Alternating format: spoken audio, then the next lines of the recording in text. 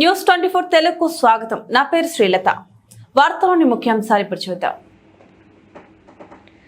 తెలంగాణలో రైతు భరోసా కింద ప్రతి రైతు అకౌంట్లో ఎకరానికి 6,000 రూపాయల చొప్పున డబ్బులు పంపిణీ చేసిన తెలంగాణ ముఖ్యమంత్రి రేవంత్ రెడ్డి చిత్రపటానికి నిర్మల్ జిల్లా Bhainsa market committee chairman Shinde Anandrao Patel పాలాభిషేకం చేశారు. ఈ కార్యక్రమంలో బాసర మాజీ సర్పంచ్, మాజీ జెడ్పీటీసీలు, మాజీ ఎంపీటీసీలు, అలాగే రైతులు పాల్గొన్నారు. అంతే ఇంత లోపలనే మనము ఎన్ని ప్రోగ్రాం చేశామంటే మనం ఏ హామీ ఇచ్చినామో అన్ని ఒకటి పూర్తిగా చేస్తూ వచ్చినాం.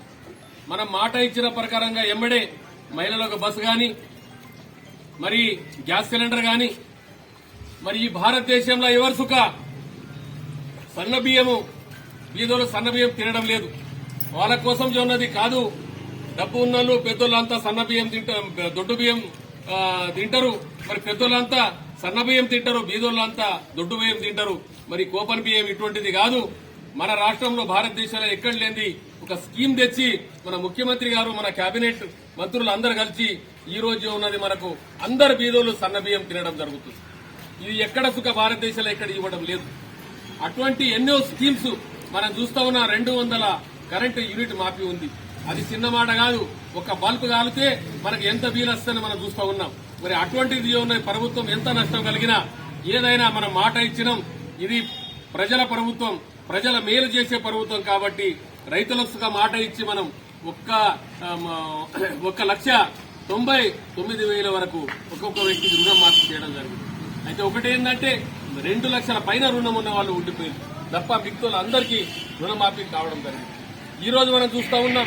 ఈ రోజు వడ్లకు, సన్న వడ్లకు 500 కూడా మనం బోనస్ ఇస్తున్నాం. వడ్ల ఎంత ప్రభుత్వ వడ్లు కొన్నదో మనకు అందరికీ డబ్బులు పడుతున్నాయి. జొన్న కొనుగోలు జరిగింది, జొన్న కొనుగోలు ఉన్నది అందరికీ డబ్బులు పడుతున్నాయి. మరి ఈ రోజు మనకి ఏది సుఖ లేట్ కాకుండా ఇది అన్ని రైతులకు సమయానికి మనం ఈ రోజు రైతు బంధు సుఖ చేసినాం. ఇప్పుడు ఎరువులు గాని, విత్తనాలు గాని ఇవి అన్నిటికీ మనకు సాయపడే అట్లా ప్రభుత్వం మనకు. అది ఒకటే కాకుండా మనం ఏది తీసుకున్నా మనం అన్ని మాట ఇచ్చిన ప్రకారంగా చేస్తున్నాం. అప్పుడు కేసీఆర్ ప్రభుత్వం ఏం చేసిందంటే ఒకటే రైతు బంధు పెట్టేసి రైతులకు డ్రీప్స్ వస్తుండే, స్ప్రింక్లర్స్ వస్తుండే, ఇవి అన్ని బంద్ చేసింది.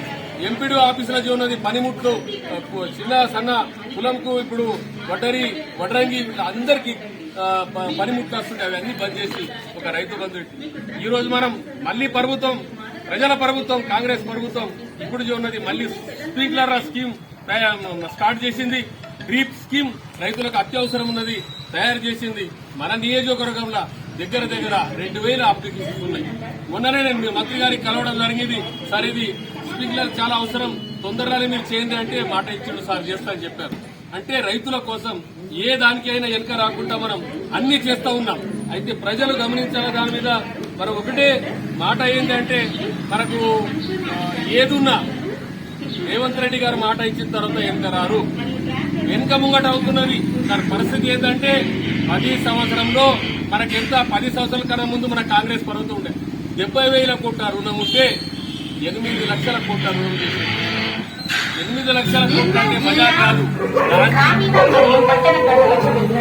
10% కన్నా ఎక్కువ అది అంత రుణం పెంచి మనకు అందరికీ ఇబ్బంది పాలు చేసిన ప్రభుత్వం అది. అందుకోసమే దాన్ని దించి మన కాంగ్రెస్ ప్రభుత్వం తేవడం జరిగింది.